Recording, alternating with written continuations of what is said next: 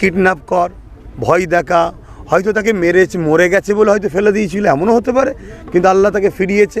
আমি পিয়ারুলকে বলবো, তোমাকে আল্লাহ একটা জান গিফট দিয়েছে, তুমি ধরো মরেই গেছিলে, জান গিফট দিয়েছে, অতএব মরণের ভয় না করে আরও লড়াই করো।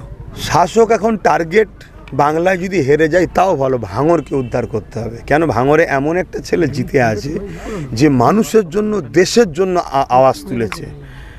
কথা বুঝে আসছে, অতএব তাকে যেমন হোক করে হারাতে হবে। তাতে যদি আমি পুরো রাজ্যেতে হেরে যাই তাও অসুবিধে নেই। ভাই ডেকেছে, সবাই যাবে, আমিও যাবো, কেন যাবো না, বলেন কি হয়েছে? বিধানসভা ললমুড়ি গ্রামে কোরআন শরীফের বাক্স ভাঙার চেষ্টা শাসক দলের নেতাদের, এখনো পর্যন্ত কোনো মুরব্বীরা বা কোনো মাওলানা সাহেবরা এখনো প্রতিবাদ করলো না, কি বলবেন? দেখুন, আলেম উলামাদের মধ্যে ভেতরে একটা দুঃখ কষ্ট আছে, কিন্তু সবার তো আর প্রতিবাদী মুখ নয়। অনেকে অনেক দুর্বলে থাকে, অনেক কমজোর আছে, মজবুরি থাকে। তবে এটা দুঃখজনক, আমাদের ইমান বড় দুর্বল, প্রতিবাদ হওয়া দরকার।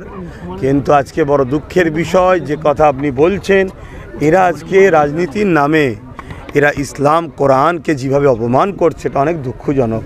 তার জন্য সবাইকে সংগঠিত হওয়া দরকার, ঐক্যবদ্ধ হওয়া দরকার, ভয় ভীতিকে ছেড়ে এগিয়ে আসা দরকার। হারোয়াতে একেবারে ওয়াকফ আন্দোলন নিয়ে যে একেবারে পরিচিত মুখ পিয়ারুল সাহেব, তাকে একেবারে প্রাণে মারার চেষ্টা, তাকে একটা ঝিলের মধ্যে ফেলে দেয়। কিছুক্ষণ পরে তিনি কিন্তু অজ্ঞান ছাড়ার পরে তিনি মিডিয়ায় এসে বক্তব্য রাখে, কি বলবেন? এইভাবে যারা একেবারে ইসলামটাকে বাঁচানোর চেষ্টা বা ওয়াকফ আন্দোলন নিয়ে যারা একেবারে প্রতিবাদ করছে, তাদেরকে একেবারে জানে মারার চেষ্টা, কি বলবেন?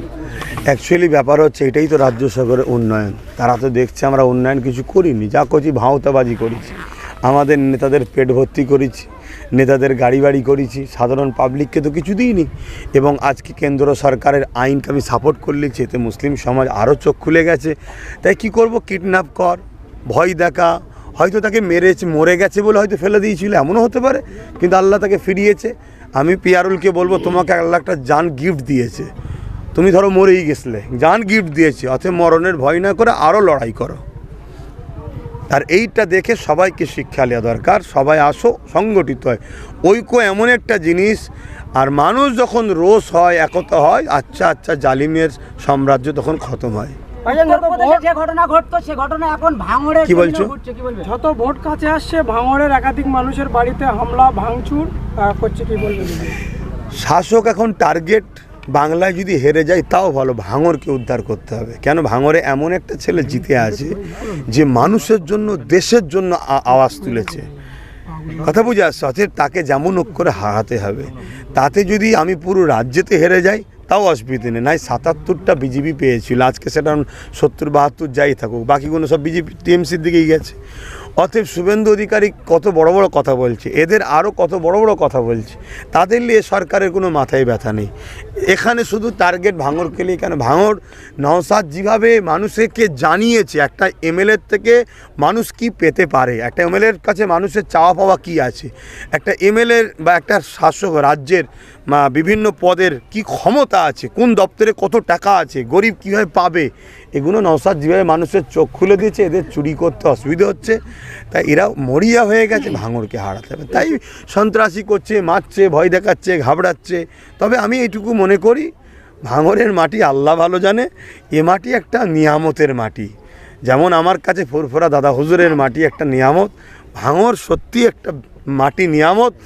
এ মাটি সর্বসময় অন্যায়ের বিরুদ্ধে লড়াই করে। বামফ্রন্টের আমলেও এ মাটিই কিন্তু লড়াই করে প্রথমে দিয়েছিল, যাকে তারাই কিন্তু আজকে অন্যায়ের সাম্রাজ্য তৈরি করেছে। তো এ মাটি কখন অন্যায়ের সাথে সাথ দেবে বলে আমার বিশ্বাস হয় না। আমরা দেখছি যত ভোট এগিয়ে আসছে তত মুসলিম থেকে বিজেপি নেতারা একের পর এক হামলা করছে মসজিদে, কোনো সময় কোরআন শরীফ নিয়ে এত অপমান করছে, কি বলবেন? এই ভয় দেখিয়ে মমতাকে জিতাবার চেষ্টা করছে। কারণ তারা সার্ভে করে দেখে নিয়েছে আমাদের 100 পার হবে কি সন্দেহ।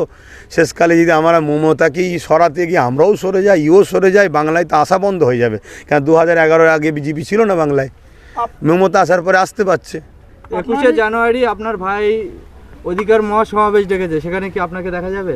ভাই ডেকেছে, সবাই যাবে, আমিও যাবো, কেন যাবো না, বলেন কি হয়েছে? আর বলেন, আমি চলে যাব, ব্যস্ত আছি, অন্য জায়গায় যাব, ঠিক আছে। আমি গিয়েছিলাম ওই কোরআন শরীফের ওখানে, নিজে ভিডিও করেছি।